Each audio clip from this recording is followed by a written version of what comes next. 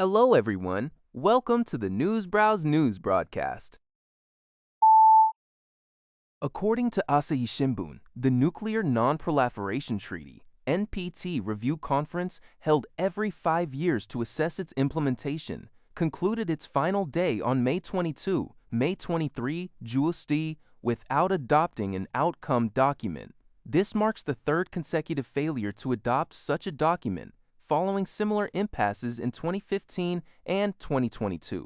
The inability to reach a consensus raises significant concerns that the NPT, which serves as a vital international norm for nuclear disarmament and non-proliferation, is at risk of becoming obsolete. The NPT, which came into force in 1970, is founded on three main pillars: nuclear disarmament, nuclear non-proliferation, and the peaceful use of nuclear energy.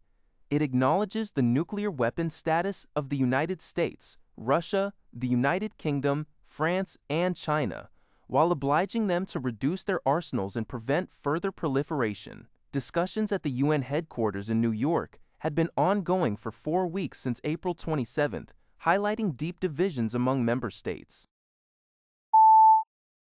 Iran's foreign ministry spokesperson Badri stated on Friday, as reported by Sing Tao, that it is currently impossible to assert that an agreement between Iran and the United States is close to being reached. He emphasized that serious disagreements between the two sides persist.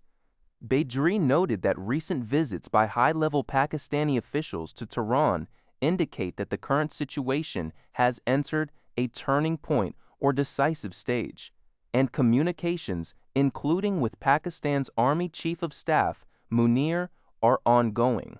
When questioned about changes in the negotiation process, Badri reiterated that an Iran-US agreement is not imminent, highlighting the significant outstanding differences. He stressed that diplomacy is inherently a long-term process, and results cannot be expected within weeks or months of a few rounds of consultations. Both sides are utilizing various opportunities to convey their respective positions. TechCrunch reports that SpaceX conducted the first test launch of its upgraded Starship V3 rocket, though the mission experienced a significant setback. The 407-foot rocket lifted off from Starbase, Texas, with the upper stage successfully separating. However, the Super Heavy booster failed to reignite its engines for a controlled landing in the Gulf of Mexico, instead tumbling to the water and likely exploding. Meanwhile, the Starship upper stage lost one of its 6 Raptor engines during ascent but continued into space, successfully deploying all 20 Starlink satellite simulators and 2 modified Starlink satellites for external footage. This was a crucial test for the new V3 hardware and launch pad. The launch occurs shortly before SpaceX's anticipated NASDAQ IPO in mid-June, aiming to raise $75 billion for future development, AI ambitions, and debt repayment related to XAI and X. Starship is central to SpaceX's long-term goals for lunar and Martian missions, and immediately for deploying advanced Starlink satellites, which remain the company's only profitable venture. China's official Xinhua news agency reported today that a coal mine accident in Changzhou City, Shanxi province, has resulted in 4 confirmed deaths and left 90 individuals trapped underground. The incident, caused by excessive carbon monoxide concentration, occurred late last night at the Lushenyu coal mine in Changzhou. As of this morning, 157 out of 247 miners initially underground have been successfully rescued, including the 4 deceased. This information comes from the Liberty Times. Deceived some Liberty Times. According to Xinhua, Mexican President Claudia Sheinbaum reaffirmed on Friday that any security collaboration between Mexico and the United States must strictly comply with Mexican law and uphold national sovereignty.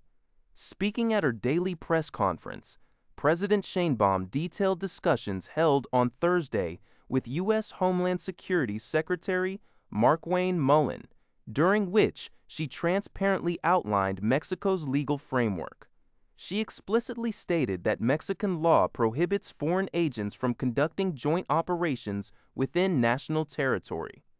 Sheinbaum underscored that both nations are committed to working under principles of mutual respect and coordination, emphasizing that their relationship is one of cooperation, not subordination. This meeting comes amidst reports of 2 U.S. citizens, allegedly linked to the CIA, participating in an operation in Chihuahua in April before dying in a car accident.